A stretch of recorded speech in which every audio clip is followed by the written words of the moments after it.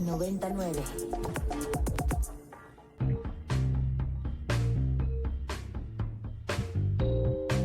Desde el estudio B de Ibero 90.9, esto es Control de Cambios, una producción de Ibero 90.9 y la revista Nexos. Mi nombre es Valeria Villalobos Guizar.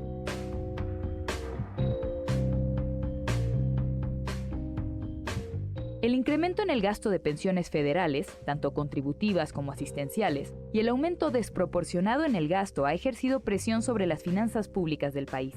Aunque este fenómeno no le pertenece exclusivamente al sexenio actual, en la administración de Andrés Manuel López Obrador hemos alcanzado un punto crítico. Por primera vez, el gasto en pensiones del sector público está creciendo a un ritmo mayor que el de sus ingresos. Jorge Cano es investigador en el programa de gasto público de México Evalúa. Jorge, me gustaría que, para quienes nos escuchan y no tienen idea, me platicaras cuál es la diferencia entre las pensiones contributivas y las asistenciales. Pues las pensiones contributivas son aquellas que reciben las personas que trabajaron en el sector formal, principalmente en el IMSS y en el ISSSTE, aquellas en donde cada mes les van descontando una parte de su salario. Previo al esquema de 1997, se iba aportando poco a poco y el gobierno garantiza las pensiones con gasto corriente. A partir de 1997, con el sistema de Afores, pues las personas que trabajan formalmente van depositando en sus propias cuentas personales y eso se le otorga a las personas una vez que se jubilan. Por el otro lado, las pensiones asistenciales o del bienestar son estas pensiones que se empezaron a dar en la Ciudad de México por ahí del año 2001 y que después en 2007 con Fox y después con Calderón se hicieron oficiales y nos referimos a las pensiones de adulto mayor, las cuales han venido evolucionando de forma importante, que actualmente son de 6,000 pesos bimestrales. Ahora, este problema del escenario que estamos viviendo ahorita, del aumento en el gasto de pensiones federales, ¿cuándo comenzó? ¿Es algo que empezó con esta administración o ya viene arrastrado de tiempo atrás? De hecho, el crecimiento de las pensiones había tenido una disminución en los últimos sexenios debido a estas modificaciones de la transición de las pensiones del estilo Afores y las que no son Afore. Esto permitió que pues, el gasto federal se fuera disminuyendo, ya que el gobierno ahora con el sistema Afore pues, no es el que va a respaldar las pensiones, sino son las pues, empresas privadas que están administrando los ahorros de los trabajadores. Entonces, el crecimiento en realidad desmesurado de las pensiones se está observando en este sexenio y se explica principalmente por las pensiones asistenciales o del bienestar, las cuales han tenido pues un crecimiento en porcentaje mucho mayor que las pensiones contributivas. Tan solo por ponerte unos datos, de finales de 2018 a lo que va a ser el fin del sexenio en 2024, las pensiones contributivas habrán crecido 433,000 millones de pesos, pero las asistenciales otros 417,000 millones. Prácticamente el mismo monto, pero en los sexenios anteriores la proporción era de 10-1, digamos. ¿Podrías ahondar un poco en esto? Es decir, ¿cómo es diferente el plan del actual gobierno en torno a las pensiones de administraciones anteriores? Claro, sí, con las pensiones del bienestar son un programa social que se otorga a las personas mayores de 65 años. Anteriormente existía este programa, pero no era universal. Estaba focalizado a las personas ya fuera que vivieran en zonas muy marginadas o que no tuvieran una pensión contributiva, lo cual era muy fácil de verificar. Simplemente te metías a los registros del IMSS o el ISSSTE, veías si una persona ya tenía una pensión de ese tipo y entonces aquellas personas no eran beneficiarias de esta pensión asistencial. Con la llegada de la nueva administración federal se modificó las reglas de operación de este programa y se otorgó de forma universal, lo que ha provocado que este tipo de pensiones sean menos progresivas. Con decir progresivas nos decimos a que se enfoquen menos a las personas de menores ingresos como era anteriormente, ya que actualmente una persona que tiene, digamos, una pensión de CFE o de Pemex, que son de las más cuantiosas, quizá de más de 100,000 pesos, también pueden cobrar estas pensiones asistenciales y aunado al incremento de monto de las pensiones que estaban por ahí de 1,000 pesos al cierre del sexenio pasado hasta 6,000 pesos bimestrales en este sexenio, pues explica que el gasto de este programa se haya pues disparado en más de 800% frente a lo que se venía gastando en el sexenio anterior. Pero ¿cómo llegamos a esta situación tan preocupante que ha terminado en el desbalance de las finanzas públicas? ¿Podrías darnos un recorrido de cómo pasamos de un tipo de administración a otro? Creo que lo más importante para explicar por qué está teniendo una gran presión las pensiones y sobre todo las pensiones asistenciales es hablar del tema de los ingresos. Y a diferencia de otros sexenios, los ingresos totales del sector público pues se plantea que crezcan por ahí de un 6.5%, 6.7% si se cumplen las expectativas de la Secretaría de Hacienda. Y esto pues va a ser un crecimiento muy limitado frente al más de 20% sexenal que promediaron las anteriores 4 administraciones. Al momento de tener un crecimiento tan limitado y estar expandiendo tan fuertemente las pensiones, pues obviamente hemos visto un desplazamiento de otros gastos que han tenido que ser sacrificados para darle cabida al mayor gasto en pensiones.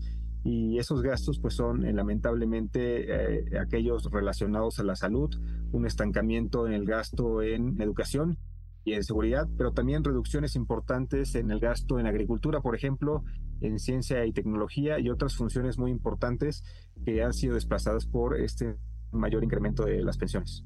Que ahora, ¿de dónde viene ese dinero, no? ¿Y por qué es tan grave que el gobierno federal haya asumido pues gran parte del pago de estas pensiones? ¿Qué papel juegan en todo esto otro tipo de ingresos? Claro, esa es una muy buena pregunta, ya que las pensiones, aunque en teoría fueron financiadas con aportaciones de las personas durante toda su vida laboral, en realidad en el esquema actuarial de cómo fueron calculadas, pues no fue suficiente lo que fueron aportando año con año, mes con mes para pagar las pensiones que están recibiendo actualmente.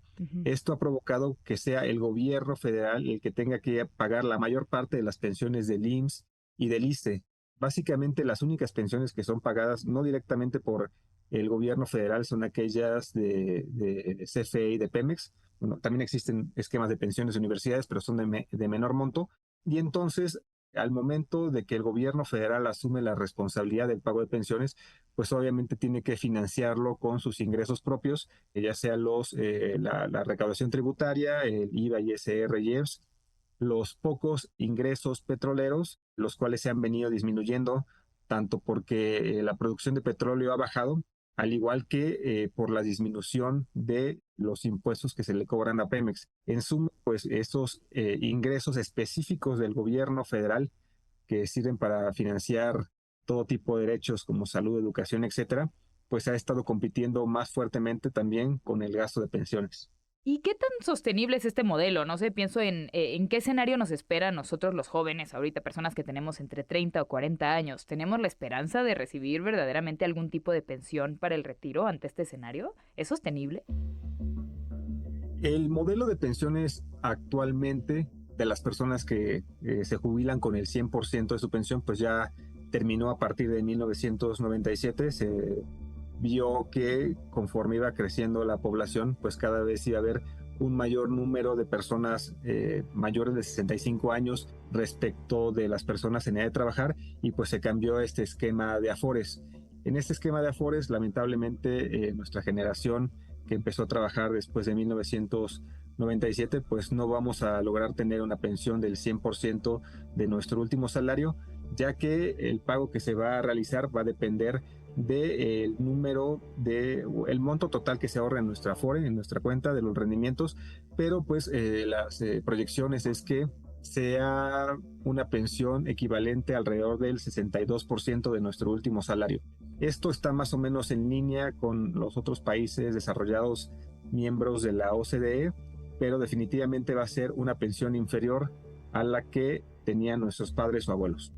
Ahora has mencionado que justo este aumento insostenible en el gasto de las pensiones federales afecta a sectores esenciales, ¿no? Como la educación, la seguridad o la salud. Y ante este escenario en el que la administración ha roto el equilibrio financiero y entonces además se van a ver implicadas todos estos sectores esenciales, ¿qué posibles soluciones existen? ¿Qué viene? Claro, una parte muy preocupante del incremento desmesurado del programa de adultos mayores, de pensiones de adulto mayor, fue que no se hizo una planeación actuarial o un estimado de impacto presupuestario al momento de que se garantizó como un derecho constitucional. Esto, pues, en violación al artículo 18 de la Ley Federal de Presupuesto y Responsabilidad Hacendaria. Es decir, para que haya una política pública sostenible a largo plazo, pues se tiene que prever cuánto va a costar. Lamentablemente esto no pasó y pues se tiene que mejorar esas reglas del juego para obligar pues más fuertemente, evitar esos pequeños recovejos donde los políticos evitan hacer ese tipo de planeaciones para que a futuro pues cualquier política que pretenda incrementar pensiones pues garantice que existen los recursos suficientes hacia el futuro y que no tengamos que estar decidiendo entre financiar el gasto en pensiones o el gasto en salud, por ejemplo. Y más allá, digamos, de lo esperable, ¿qué tipo de soluciones pondrías tú en la mesa? Se habla mucho, por ejemplo, de la ausencia de una reforma fiscal justo orientada como a incrementar ese tipo de recursos tributarios para este tipo de programas, ¿cierto? Sí, exactamente. En cuanto a las opciones para mejorar la recaudación, pues nosotros planteamos una reforma tributaria de gran calado que tendría que venir con muchos cambios específicos a diferentes impuestos. Por ejemplo, una propuesta es generalizar el cobro del IVA. Actualmente existe un pago cero en tema de alimentos y medicinas. Muchas personas les asusta esta parte, pero bueno, se podrían buscar mecanismos para hacer devoluciones del cobro del IVA a aquellas personas de menores ingresos, ya que la tasa cero en alimentos y medicinas pues beneficia más a las personas de mayores ingresos, que son las que compran más de estos bienes. Por el lado del ISR, pues hay que buscar la formalización de toda la población económicamente activa y para eso pues se podrían hacer diferentes modificaciones al cobro actual de las cuotas patronales, que eso es muy raro que se cobre en otros países, es decir, las cuotas del IMSS, el ISSSTE, para disminuir el costo de tener trabajadores formales y lograr que pues, el gasto en salud del IMSS o del ISSSTE se pague a partir de aportaciones directas de ISR o IVA. Son muchas opciones que se tienen que plantear en una reforma fiscal, pero también el tema del gasto, de cómo se va incrementando los diferentes derechos, tendría que ser una parte importante en esta discusión.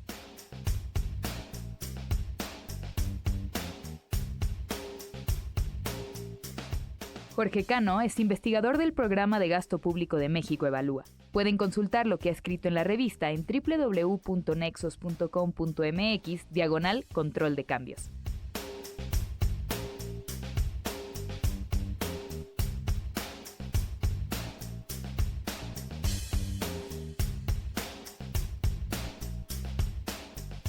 En la narrativa de la autodenominada Cuarta Transformación, se destaca un elemento fundamental: la creación de una constitución tras cada una de las luchas importantes en la historia de México, como pasó en 1824, 1857 y 1917. Según esta visión, la redacción de estas nuevas constituciones era necesaria para plasmar los acuerdos políticos, ya fueran consensuados o impuestos, en un documento normativo que les otorgara legitimidad y certidumbre al formalizarse.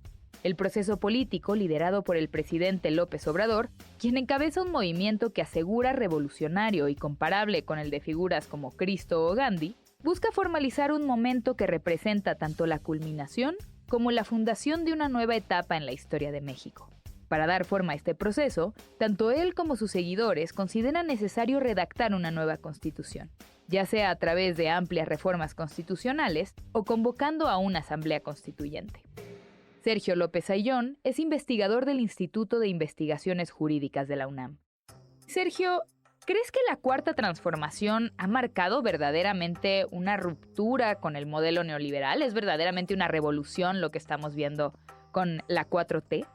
Por lo menos en el discurso sí. En su propia narrativa, en su manera de entender lo que están haciendo, sin duda lo ven así, es decir, una ruptura con el régimen neoliberal y un movimiento, la 4T, que rompa, transforme y refunda. Es decir, esa es la lógica y por eso la candidatura de Claudia Sheinbaum se ve como una continuidad con el proyecto o para consolidar el proyecto de la 4 transformación.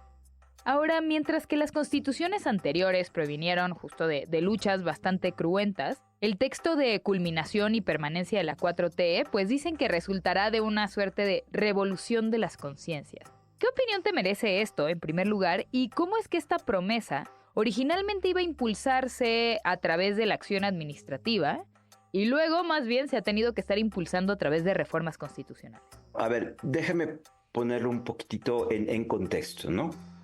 El presidente López Obrador se ve como la cabeza de un movimiento que refunda la nación, ¿no? Que acaba con el neoliberalismo y que empieza una nueva época.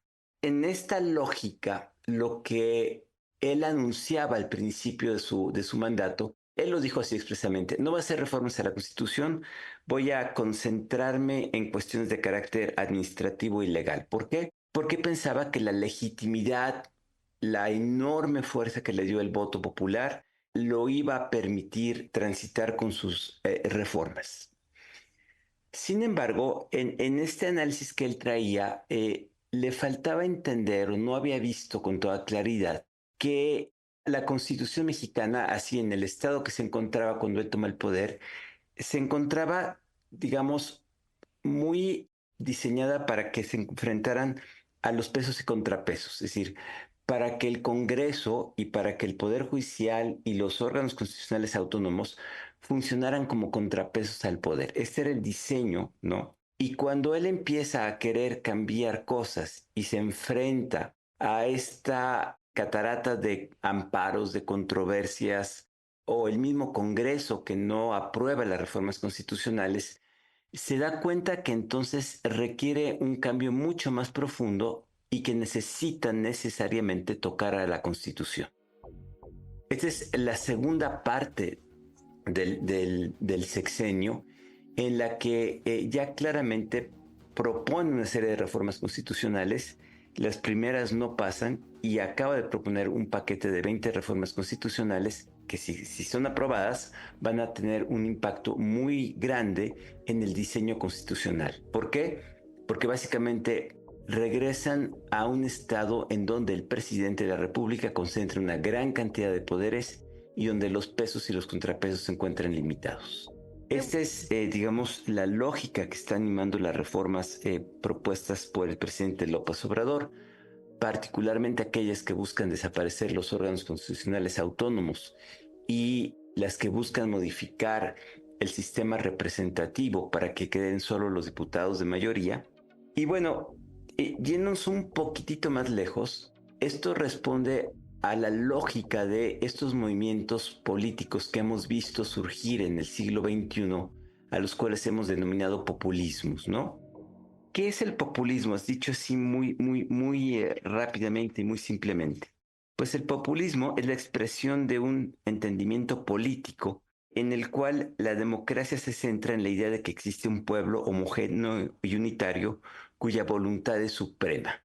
Y desde luego esta voluntad está encarnada en el líder del movimiento, obviamente el presidente López Obrador en esta hipótesis, y que busca entonces no la eliminación de la democracia, por lo menos de la democracia procedimental, pero sí la concentración del poder en ese líder que se encuentra entonces investido de una potestad que le permite vencer cualquier obstáculo institucional, porque él es, digamos, la voz del pueblo y el que sabe qué es lo que se necesita. Durante los primeros 3 años de gobierno de López Obrador, teniendo la mayoría en la Cámara de Diputados, se reformaron 55 artículos constitucionales. ¿Esto es inusual en relación con otras administraciones? No, en absoluto. De hecho, casi todas las administraciones del siglo XXI han producido una enorme cantidad de reformas constitucionales. Para que el público tenga una idea, el presidente Peña Nieto reformó 94 artículos y así sucesivamente, ¿no? Entonces, no es inusual, es muy frecuente. Y ahora mencionabas como el nuevo paquete de reformas que está promoviendo el presidente, sí, digamos, modificaría de manera sustancial el espíritu de la Constitución. ¿Pasa lo mismo con las otras 55 artículos constitucionales que modificó al inicio del sexenio? No, porque ninguno de las reformas modifica el sistema de gobierno o las reglas de acceso y ejercicio del poder, salvo en el caso de plebiscito y de consulta popular. Ninguna otra reforma afecta, digamos, la estructura de la división de poderes y del modelo de representación que tenemos ahora. A diferencia de esas 55, las que está proponiendo ahora sí lo van a afectar de manera muy profunda, ¿no? Y ahora, tú has remarcado en algunas otras análisis la importancia de resaltar las reformas que no fueron aprobadas, ¿no? De todas las propuestas que ha tenido el presidente a lo largo de su mandato, hay algunas relacionadas con temas de militarización de la Guardia Nacional, del sector eléctrico y de las leyes electorales, ¿no? La negativa de estas reformas han modificado los planes y las estrategias del presidente para conseguir, digamos, sus siguientes propuestas. Porque esas 3 reformas que no fueron aprobadas, las vuelve a poner en la mesa con sus 20 reformas. O sea, tanto la Guardia Nacional como el famoso Plan B, que ahora es el Plan C en la reforma constitucional, la cuestión del monopolio de la CFE, están puestas en el paquete que está proponiendo el presidente López Obrador. A ver, él sabe que no van a ser aprobadas en este periodo. Lo que está haciendo, poniéndolas en una especie de plebiscito, diciendo, la elección de 2024 no solo es una elección para el presidente, para diputados, para senadores, sino es una especie de confirmación de que si obtienen la mayoría, es decir, si consiguen la mayoría en la Cámara de Diputados y Senadores, van a tener entonces condiciones para reformar la Constitución, ya no con partidos de oposición, sino Morena ejerciendo su mayoría, y entonces se van por esa vía a una modificación, sobre todo, insisto, de la división de poderes y del modelo de representación. Eso es lo que está él pensando y por eso lo puso en este momento en la mesa de la discusión. Al mismo tiempo está haciendo otra cosa, está poniendo a Claudia Sheinbaum en una condición que no puede ella decir, a mí no me gusta esto, la reforma del Poder Judicial, a mí no me gusta que los jueces sean electos popularmente. Ella tiene que abrazar esas reformas y es una manera de López Obrador de poner una lógica en el movimiento para que se pueda consolidar desde su visión. Y ahora me gustaría a ver si pudiéramos sintetizar un poco, ¿cuáles crees que serían los cambios de la constitución transformadora de la 4T? A ver, primero, se elimina la representación proporcional y entonces lo que sucede es que como quedan solo los diputados de mayoría relativa, entonces el presidente y su partido mayoritario tienen la posibilidad de ganar la mayor parte del Congreso sin mayor problema. Es decir, está modificando el sistema de representación para eliminar las minorías parlamentarias y entonces tener un control como era en el viejo PRI, déjeme ponerlo de esta manera. Segundo, está modificando al INE para que, digamos, sea mucho más dúctil en su conducción respecto a las condiciones de acceso al poder. Tercero, está modificando al Poder Judicial. El gran obstáculo al presidente López Obrador ha sido el Poder Judicial. Y entonces, ¿qué hace? Dice que jueces y magistrados y ministros sean electos. Y no necesita mucha ciencia para entender que electos quiere decir seleccionados y votados por la mayoría que va a tener Morena en su narrativa. Entonces, modifica el sistema de representación y elimina el obstáculo que constituye el Poder Judicial. Cuarto, elimina los órganos constitucionales autónomos. Entonces, las funciones de estos regresan al Ejecutivo y entonces te queda un presidente mucho más poderoso. También el modificar a la Guardia Nacional y ponerla ya claramente como un cuerpo militarizado, que lo es en los hechos, pero no en la Constitución, y decir Sedena es la que se va a encargar de la Guardia Nacional, es militarizar al país y con esto establecer una nueva condición en la seguridad pública que se pondría en manos del ejército. Y finalmente, ya muy rápido, poner todos sus programas en la Constitución implica poner por adelante su proyecto y en ese sentido se vuelve muy demagógico porque no hay recursos que alcancen para pagar estas prestaciones que está poniendo en la Constitución. Se requeriría una reforma fiscal que él ha dicho que no va a hacer, ¿no? Para cerrar, Sergio, me gustaría que me contaras sobre tus propias proyecciones. ¿Crees que se va a lograr estos cambios constitucionales con la estrategia que está ejerciendo el presidente actualmente y con las elecciones que vienen? Yo creo que las manifestaciones, toda la resistencia que se ha visto, particularmente el fin de semana pasado, nos hacen tener un poquito de esperanza, no que no va a tener una mayoría, pero que no va a tener la mayoría absoluta en las cámaras, en el Congreso, y que por lo tanto se va a mantener la pluralidad en el país.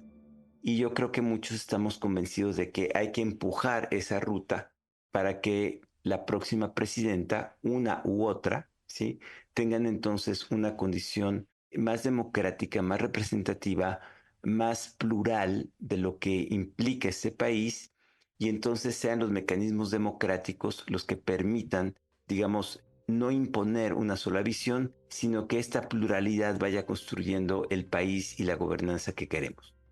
Me parece que ojalá que esto se cumpla y que sea otra vez el voto de los mexicanos los que rectifiquen la ruta, porque así como López Obrador llega porque había un hartazgo muy profundo con cierto tipo de política, ahora volvamos a tener una posibilidad de la democracia de que se corrija esta situación.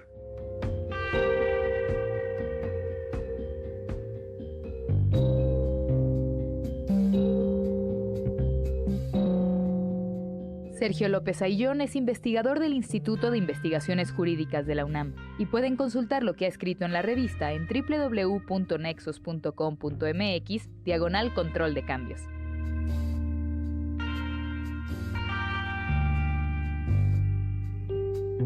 Muchas gracias por escuchar Control de Cambios, una producción de Ibero 90.9 y la revista Nexos. El guión de este episodio estuvo a cargo de Melissa Casab. La producción es de Roxana Aguilar y Daniel Maldonado. La postproducción de Aldebarán Abraham. Mi nombre es Valeria Villalobos Guizar.